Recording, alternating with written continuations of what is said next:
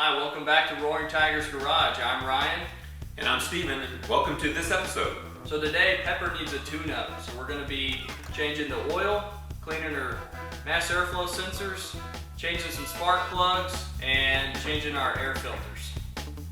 So let's turn some wrenches. So we need to remove these plastic skid panels from the car just to access the two oil drain plugs. So they're 10mm bolts. There's quite a few of them. So you want to pay attention. There's this front set and the second set. And the second set connects the middle skid panel. And it has little teeth that actually go into some arms that hold it in place. So once these are removed, you just slide it out of those little arms and they're free, and we'll show you in a second what it looks like. Today we're working on the ground, we're not on the nice lift. Jet is still on the lift, so we're still wrapping up Jet, but Pepper needed a little service, so this is what it's really gonna be like for most of you guys, so enjoy. So while Ryan's working down below getting the panel off so that we can start draining oil, I'm going to start up at the top and remove these panels. On the turbo, there's a panel here on the other side, and that's where the air filters are. So there's a couple of plastic screws. They don't take much. You can use a big Phillips screwdriver, or you can even use like the edge of a coin to take these fasteners out. They only take about a quarter of a turn.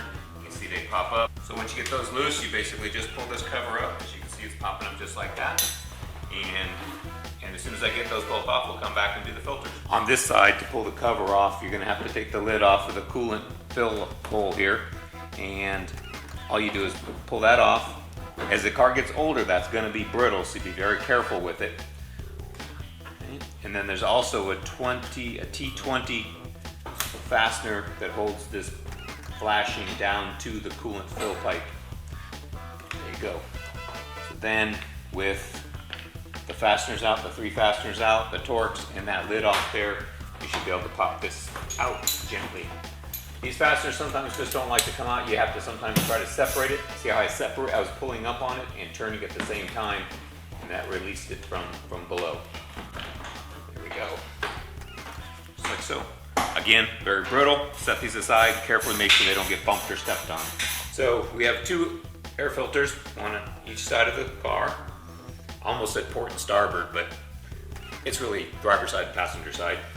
So we have here a couple of metal clips, little stainless steel clips that just pop up like so. Also see this line right here? This line here is an overflow line that goes to the radiator system. It's also kind of clipped in there too, so we just have to clip it out of there like that. So just be aware it's there when we go to put it back in. We got both of those stainless steel clips undone. And then you got these interesting little plastic pins. They're a T30, and they're just plastic pins, and they just have like a little alignment notch on them. So you have to turn them to where there's usually like a little nub here that tells you where this is where you have to line it up so you can pull it out. A lot of times those nubs are broken off because they got brittle. So sometimes you just have to kind of fiddle with it and figure out where it is. This is just a key. So in this case, we're just going to turn it. Obviously, if it doesn't turn one way, don't keep turning it. Turn it the other way, line up the nibs, and then that should pull up just like so. And we're gonna do the same thing here. Okay, nib looks like it might be there, and it's not. But you get the idea, so we'll have to play with this one a little bit to get that one out. And as you can see already, we're starting to expose the filter. So we'll pull this housing off, and we'll pull the air filter out of there. And then next we're going to do the mass airflow sensor, which is down there, and we'll get you a better view of that in a second. In order to drain the oil, we have two 8mm drain plugs. Here's the first one. Here is the second one. Everybody see that? So we're gonna start with this one first. This is your main sump. We call it the lower sump. Go. So normally, folks, we have a system under the car which gives us a lot more room.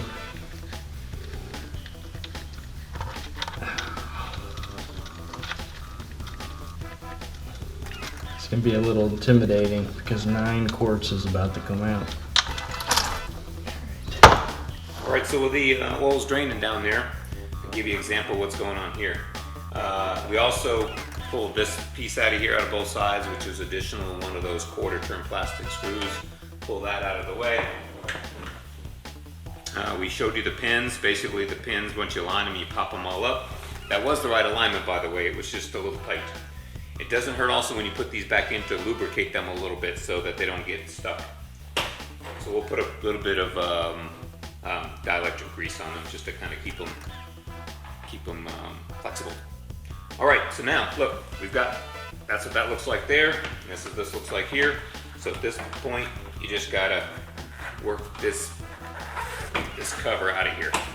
It basically fits into little tines down at the bottom. And also on the back of this is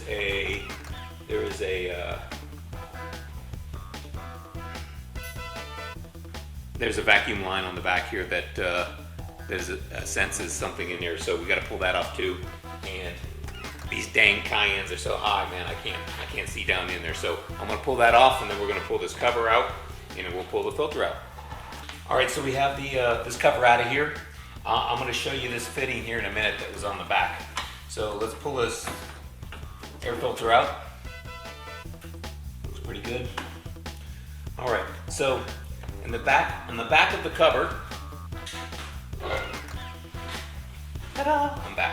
On the back of the cover here is this sensing line right here, and there's a fitting that fits on here, and that's what I'm going to show you. Back and seam. All right, on the back of it, what it looks like when you first look back there, it looks like this. It's got this green cap on it, and it sits on that plug.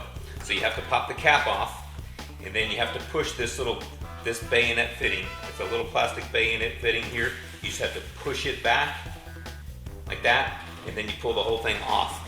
What it does is it locks it on there. Be careful not to drop the cap, because once you pull that off, the cap could just fall down into the engine bay. So when we go to put this back on, we're going to put this onto that little plastic stub. We push this on, and then we snap the cap back in place. The cap has these little indentations on the side of it, so you can pop it off with a small screwdriver. All right, with the filter out of the way, next thing we're going to do is we're going to pull the mass airflow sensor out here. The first thing you have to do is remove the plug, and it's a typical one. You won't be able to see this, but there's a tab here you got to push on to release the clip and then pull it off that way. And then just kind of wiggle. There we go, just like that. And then you got to pull these two screws out. Be very careful with what you do these screws. A lot of times these screws are called safety torques, and they have a very unique pattern to them. I'm going to show you a new one right here. See, it's a Torx and it's a T20, but you see that little tip in the middle there, that prevents you from using just an average T20 bit. So you have to have the safety Torx, which is comes in a specialty kit. As you can see here on my tool, there's a little hole in the middle of my T bit. But this one here, last time somebody was messing with it, apparently used the wrong one and boogered it all up. So then they ended up cutting some slots in it so that they can get them off and put them back on. And we noticed that. That's why we went ahead and bought new ones. They're kind of tricky to find in the parts manual, so make darn sure that the parts guys at Porsche know what you're looking for. So we're just going to use a flat blade screwdriver to pull these out. And with those two screws out, you just slide out the mass airflow sensor just like so. Be careful not to touch this with bare hands anyway. This is all off center. As you can see, the two screws aren't exactly 180 degrees out from each other. There's only one way to put this in.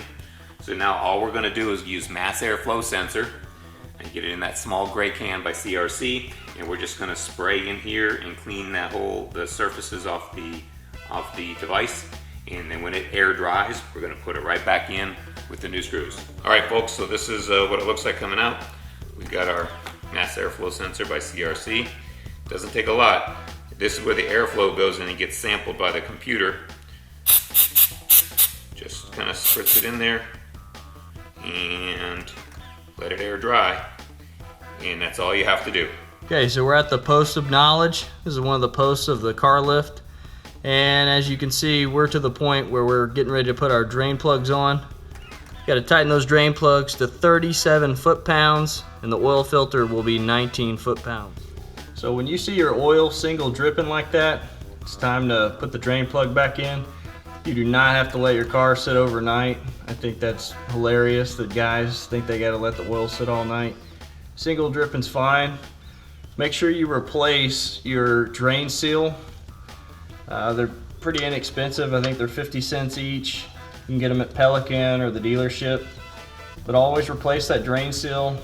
Always hear about guys not changing that and they have oil leaks. So thread it on by hand, and then we're gonna snug these to 37 foot-pounds. Okay, drain plugs are in, so we need to pull this oil filter housing off. So to do that, guys, you've got to spend the money on a Porsche oil filter wrench. We got this from Pelican. I think you can get it from Suncoast Porsche. It's not cheap, but it's what you need to get the job done. It's a great tool though. This oil change cost me $75 at the dealership. You're looking at $400.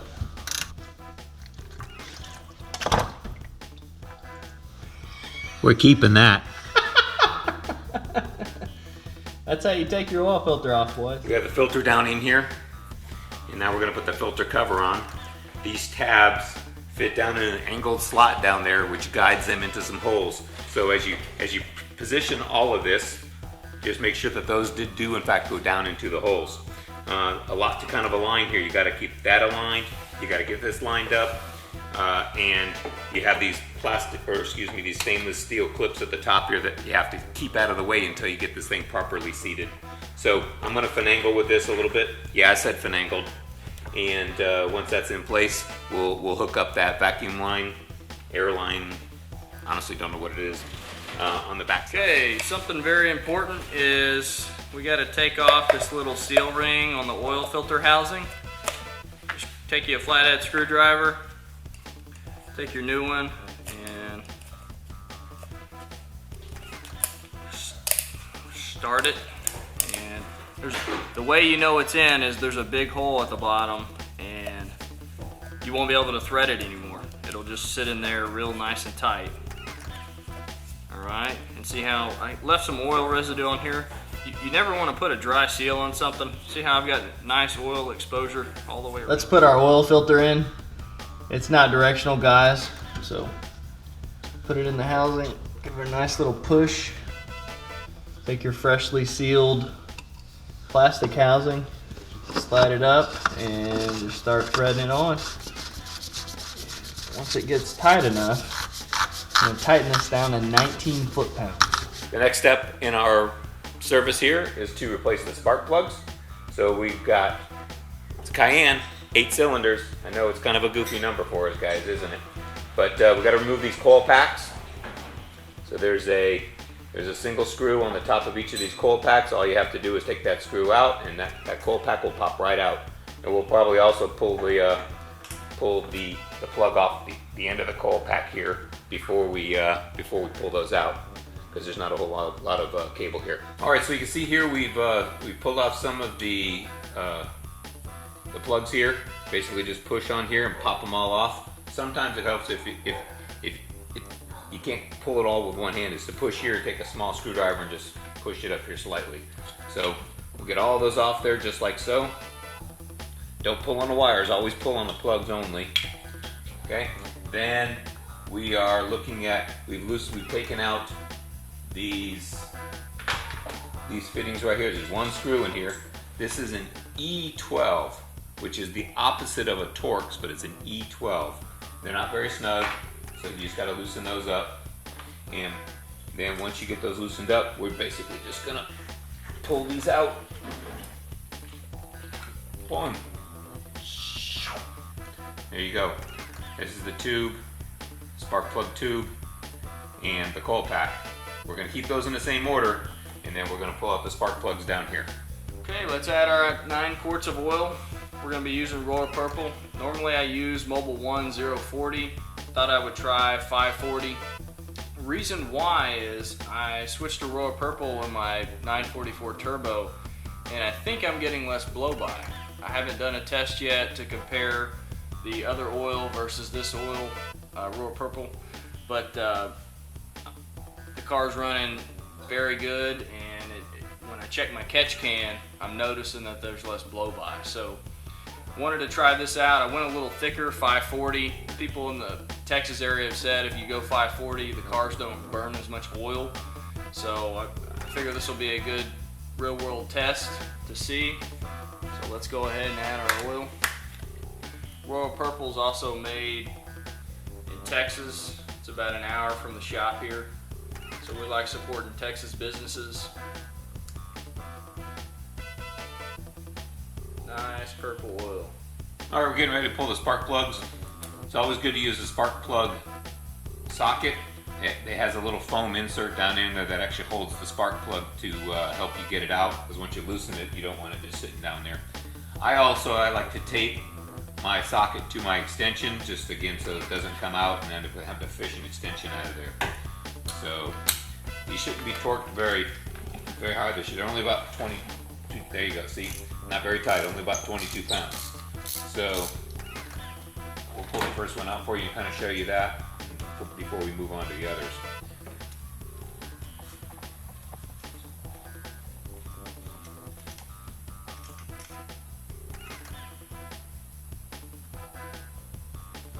There we go. All right, here we go. New spark plug going in. You can see the new anode. It's still kind of pointy, but it's you can see that it's about a 16th to 32nd across on the top, whereas in the old ones it was just nothing but a very sharp point. So put that into our spark plug socket so it doesn't fall out. Also, these days the spark plugs come pre-gapped, so you don't have to gap them like we did in the old days on the old Chevys. Slide that down gently because you don't want to bang the tip on anything. Thread it in by hand tighten it, and then we're going to torque those down to 22 foot-pounds each. And then we're going to do the other side. The other sides are basically the same, but we got one tricky one that we've got to take care of with an engine mount, so we will show you that. But other than that, it's going to be the same process here. All right, here we go. Here's the final torque of the last spark plug on this side. Notice that I'm going to use some counter torque on the axis here to make sure we get pure axial rotation, which gives you the most accurate torque reading. Plus, especially on any bolt, if you just push on one end of the torque wrench, you could strip the head, and even worse and more catastrophic on a spark plug is you could break the ceramic end off if you put too much side force on it. So we're going to push down here and up on the other end. A couple times, gently, don't go fast, slow progressive push until it clicks. All right, good. So then that's that. The next thing is the spark plugger. The coil pack goes in here. Just make sure it's kind of cleaned off here on the little rubber. And then you just push that straight down in there. And then you're going to put this back in here. Again, that was at E12. And those get torqued down to 7.5 foot-pounds. Kind of standard for normally a 10 millimeter bolt. We're going to torque those to 7.5 foot-pounds. Plug it in, and then we're done. So as we discussed on the other side, the passenger side is the tricky side on the Cayenne because of this engine support system that's here. So what we have to do is we have to pull this engine support system off, which means we're going to pull this bracket off here so we can see what we're doing. We're going to pull this hose off, this bracket off, which is just a couple of 10 millimeter bolts, and then we have a 12 millimeter triple square and a 16 millimeter here. So we'll loosen up that. Then we're going to take these out, which are also E12s, which happen to be the same size as the coil pack bolts, so that's convenient. And then another 16 millimeter to pull the arm off of the body here. And we're just going to lift that whole piece out of there. Yes, so we can get one spark plug out. All right, well, we've had some pretty good luck with this particular spark plug. Basically pull off this hose off here, two 10 millimeter bolts out of this bracket, and that whole bracket kind of flops out of the way. 16 millimeter bolt in here, boom, it came out like butter. All right, then, which made that pretty easy access. We also noticed too that you can see here that this engine mount is cracked and broken, so this actually needs to be replaced. Next was the 4 bolts up here. We used an E12 to get the top 2 out. We were struggling with the bottom 2 until we figured out that, oh, they're E10. And also they're kind of deep down there, and so an E10 socket was too fat to really fit all the way down there, so we ended up using a, I believe it was a 8 millimeter works on an E10, and we were able to get those out of there. So now we're pulling this out. You got to pull the plug off the spark plug first, and voila, out she comes. Well, there you have it, folks. That's a tune-up on a 955 Cayenne Turbo. If you like us and what we're doing, subscribe to Roaring Tiger's Garage. And if you found this video helpful, please give us a thumbs up. We'll see you next time on Roaring Tiger's Garage.